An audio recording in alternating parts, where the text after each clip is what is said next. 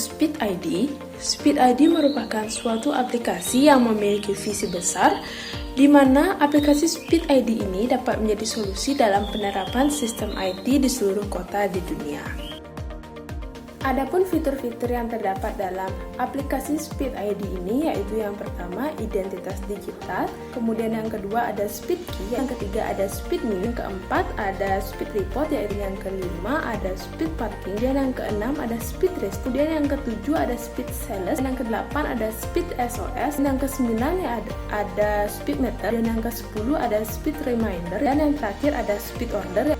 Adapun fitur-fitur yang ada pada Speed ID ini yaitu yang pertama ada fitur identitas diri, di mana pada fitur identitas diri ini berisikan tentang data diri atau biodata diri para penggunanya.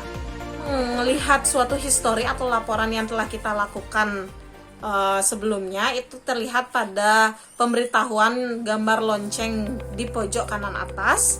Kemudian kita bisa langsung klik dan terlihat semua aktivitas yang telah kita lakukan di aplikasi Speed ID ini. Untuk fitur selanjutnya yaitu ada Speed Queue, di mana ini digunakan untuk mencari nomor antrean online. Seperti terlihat pada video, kita coba untuk mencari pada Bank BPD Renon.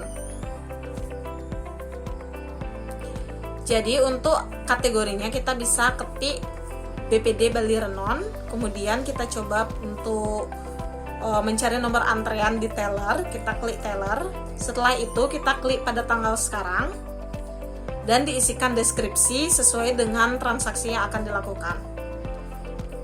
Kemudian klik submit untuk OK.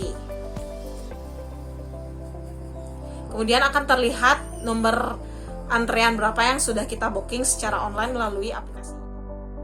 Fitur selanjutnya yaitu ada Speed News, di mana Speed News ini digunakan untuk mencari informasi atau berita terkait wilayah atau kabupaten si pengguna. Seperti pada contoh, di sini terdapat beberapa berita atau informasi terkait pada kabupaten-kabupaten penggunanya. Baiklah, fitur selanjutnya yaitu ada Speed Report. Speed Report ini digunakan untuk memberikan kritik atau penilaian terhadap tempat yang telah kita pesan melalui aplikasi Speed ID ini. Jadi tutorialnya bisa dilihat seperti pada rekaman tersebut. Kita hanya akan memberikan judul penilaian, kemudian isi dari penilaian tersebut dan wilayah yang ingin kita nilai. Seperti yang terlihat pada rekaman layar tersebut. Fitur selanjutnya yaitu ada Speed Parking. Speed Parking ini digunakan untuk memberikan data-data terkait kendaraan, baik itu kendaraan roda 2 maupun roda 4 yang kita gunakan. Jadi ketika kita telah sampai di tempat parkir pada suatu tempat tersebut, kita tinggal men-scan barcode yang sudah disediakan, yang sudah kita isi sebelumnya dengan data-data kendaraan bermotor kita. Seperti yang terlihat pada rekaman layar di atas. Fitur selanjutnya yaitu ada Speed Resto. Speed Resto ini memerlukan aplikasi tambahan untuk menggunakannya, dan juga Speed Sales juga sama seperti itu. Fitur Speed Sales ini juga memerlukan aplikasi tambahan untuk menggunakannya. Baiklah, untuk fitur selanjutnya yaitu ada Speed SOS. Speed SOS ini digunakan untuk melakukan panggilan darurat ketika ada suatu kecelakaan, musibah ataupun bencana alam. Baiklah, untuk fitur selanjutnya yaitu ada Speed Meter. Speed Meter ini digunakan untuk mengetahui info dari nomor PLN dan nomor PDAM yang kita gunakan. Akan tetapi Speed Meter ini hanya dapat dilakukan pada kota-kota tertentu.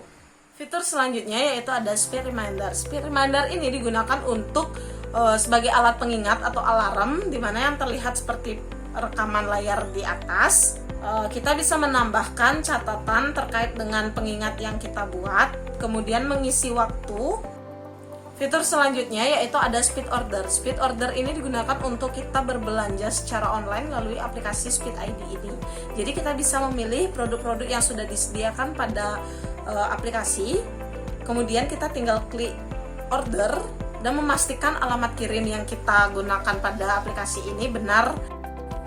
Dari pemaparan materi sebelumnya dapat kami simpulkan mengenai aplikasi Speed ID ini yaitu kelebihan dari aplikasi Speed ID Yang pertama, memberikan kemudahan bagi masyarakat atau pengguna aplikasi Speed ID untuk mendaftarkan diri melakukan vaksinasi COVID-19 di area-area tertentu yang telah disediakan pada aplikasi. Kemudian yang kedua, memudahkan masyarakat atau pengguna aplikasi untuk mencari nomor antrean secara online melalui aplikasi Speed ID pada area-area publik seperti rumah sakit, bank, tempat pelayanan masyarakat, dan lainnya, sehingga mengurangi kerumunan pada masa pandemi seperti sekarang ini. Adapun kekurangan dari aplikasi Speed ID ini yaitu yang pertama, masyarakat atau pengguna sering mengeluhkan bahwa aplikasi ini tidak dapat berjalan dengan baik. Kemudian yang kedua, sering terjadinya error ketika para pengguna ingin mendaftarkan diri dalam melaksanakan atau melakukan pendaftaran vaksinasi COVID-19. Selain itu juga sering terjadinya kendala ketika melihat tiket yang sudah dipesan pada aplikasi ini sehingga tidak dapat dimaksimalkan kinerjanya. Dan yang terakhir, aplikasi Speed ID ini kurang dipromosikan sehingga para pengguna atau masyarakat banyak yang tidak paham dan tidak mengerti bagaimana cara menggunakan aplikasi Speed ID ini. Dari pemaparan materi sebelumnya, dapat kami berikan saran kepada aplikasi Speed ID, yaitu yang pertama, aplikasi Speed ID lebih meningkatkan kembali kualitasnya sehingga meminimalisir terjadinya kendala atau error saat digunakan oleh penggunanya. Kemudian yang kedua, memberikan informasi yang update terhadap informasi vaksinasi COVID-19 bagi penggunanya. Kemudian yang terakhir yaitu menambah fitur-fitur yang gunanya untuk memberikan manfaat lebih kepada para penggunanya.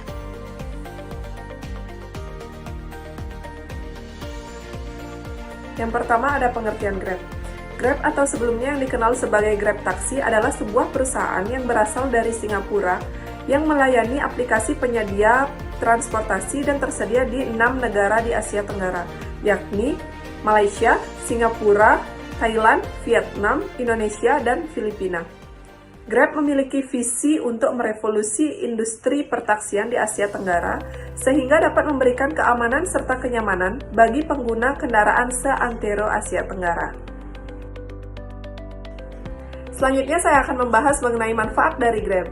Yang pertama ada bebas macet dan cepat, yang kedua harga terjangkau dan ekonomis, yang ketiga solusi cepat antar barang, yang keempat mudah dan simpel, yang kelima bukti pembayaran bisa dikirimkan via email, yang keenam bisa lihat tarif sebelum naik, yang ketujuh memiliki informasi mengenai pengemudi dan kendaraannya, yang kedelapan mengukur waktu penjemputan dan sampai lokasi tujuan, dan yang terakhir ada catatan histori perjalanan. Selanjutnya saya akan menjelaskan mengenai fitur-fitur yang ada di dalam aplikasi Grab. Yang pertama, fitur terima otomatis. Fitur ini berfungsi untuk Anda mendapatkan orderan baru sesaat sebelum Anda menurunkan penumpang yang Anda bawa. Yang kedua, fitur tempat yang saya hindari. Berfungsi untuk memberikan informasi kepada Anda mengenai zona yang ingin dihindari. Yang ketiga, cara menolak orderan masuk, yaitu dengan cara menonaktifkan fitur terima otomatis, kemudian tekan tombol X di sudut kanan atas, lalu Anda akan kembali ke layar sebelumnya. Yang keempat, ada order emas, yaitu trip order emas ini dimulai ketika Anda menekan tombol pick up. Pastikan Anda menekan tombol tersebut sesuai dengan ketentuan untuk menghindari kesalahpahaman dengan penumpang. Yang kelima, ada fitur navigasi. Yang keenam, ada kendala notifikasi tidak muncul ketika orderan masuk. Selanjutnya ada bagaimana rating bintang dihitung, yaitu caranya adalah dengan jumlah bintang yang diberikan kepada pelanggan per jumlah trip. Selanjutnya ada lokasi favorit atau tujuan saya. Dan yang terakhir ada fitur heat map untuk orderan yang lebih banyak. Baik, selanjutnya saya akan menjelaskan mengenai pengaplikasian Grab Driver. Berikut merupakan tampilan aplikasi Grab Driver. Untuk mendapatkan orderan, kita harus mengaktifkan terlebih dahulu dengan mengklik aktifkan. Pastikan saldo dompet kredit terisi dan jangan lupa aktifkan orderan turbo. Selanjutnya saya akan membahas mengenai cara menjalankan order atau pemesanan GrabFood. Setelah mendapat orderan akan muncul seperti di layar. Lalu langkah selanjutnya tinggal di tab, maka akan muncul seperti di video.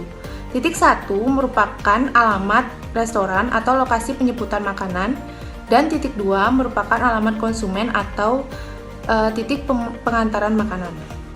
Lalu kita bisa menunjukkan kode pesanan kepada kasir. Setelah itu, siapkan struk belanja yang didapatkan, lalu tekan tombol mengambil foto struk. Setelah itu, foto struk belanjaan makanan tersebut dan tekan tombol kirim. Pastikan detail pesanan dapat terbaca dengan jelas. Jika makanannya sudah jadi, kita bisa menekan tombol hijau, yaitu pesanan sudah siap. Pastikan orderan sudah sesuai dengan aplikasi, lalu kalian bisa menggeser tombol sudah saya cek. Setelah itu, driver bisa langsung menuju ke lokasi pengantaran makanan. Jika sudah sampai, driver dapat mengklik tombol saya sudah sampai.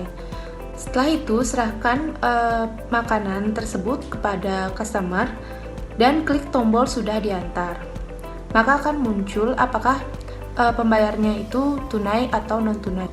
Jika pembayaran tunai, maka akan muncul nominal harga berapa yang harus ditagih kepada customer. Jika tidak ada, pastikan Anda tidak meminta lagi uang kepada pembeli. Pembayaran akan langsung masuk ke dompet tunai.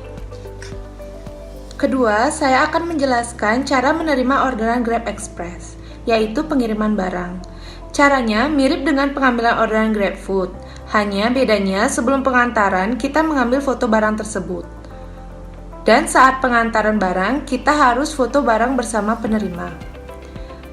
Ketiga yaitu cara mengambil orderan GrabBike. Cara mengambil orderan GrabBike juga mirip dengan tutorial sebelumnya, hanya bedanya kita tidak perlu mengambil foto apapun. Yang terakhir saya akan menjelaskan mengenai cara membatalkan orderan. Saat orderan masuk, kita dapat menekan titik 3 seperti di gambar, lalu tekan tanda X batal, dan Anda bisa memilih alasan pembatalannya. Membatalkan orderan sangat tidak disarankan karena dapat mengurangi performa Anda. Selanjutnya ada kelebihan dan kekurangan penggunaan Grab. Yang pertama, kelebihannya yaitu dapat melakukan orderan lebih dari satu kali dalam waktu yang bersamaan. Yang kedua, bisa membayar orderan melalui non-tunai atau tunai. Yang ketiga, dapat berpindah-pindah akun dari satu handphone ke handphone lainnya. Selanjutnya kekurangannya yaitu yang pertama, pengemudi Grab tidak selalu profesional. Yang kedua, motivasi dan tujuan bergabung di aplikasi transportasi online berbeda-beda. Yang ketiga, pengemudi belum tentu tahu jalan. Yang keempat, kendala teknis aplikasi dan smartphone. Yang kelima, harga bisa saja berubah. Selanjutnya terdapat saran untuk perusahaan Grab, di mana yang pertama itu perusahaan Grab dalam menjaga kualitas layanan atribut yang belum baik dapat dimulai dengan memberikan sosialisasi kepada para driver untuk lebih menjaga kebersihan jaket, helm, serta kendaraan yang aman untuk dikendarai, seperti mencuci jaket dan helm seminggu 2 kali, sehingga konsumen menjadi nyaman untuk menggunakan layanan Grab. Yang kedua, perusahaan Grab mengajak seluruh driver Grab untuk meningkatkan dalam hal melayani konsumen dengan cara memberikan nomor kontak yang masih aktif sehingga mudah dihubungi. Driver segera datang setelah konsumen memesan melalui aplikasi sehingga konsumen tidak menunggu terlalu lama. Yang ketiga, perusahaan Grab juga perlu memberikan sosialisasi kepada driver Grab untuk selalu mematuhi rambu-rambu lalu lintas dan memberi sanksi apabila melakukan pelanggaran lalu lintas, misalnya tidak mendapatkan reward atau bonus. Tujuannya agar konsumen Grab merasa aman dan nyaman dalam menggunakan layanan Grab. Sekian presentasi dari kelompok kami. Kami mohon maaf jika ada kesalahan kata. Akhir kata kami ucapkan terima kasih.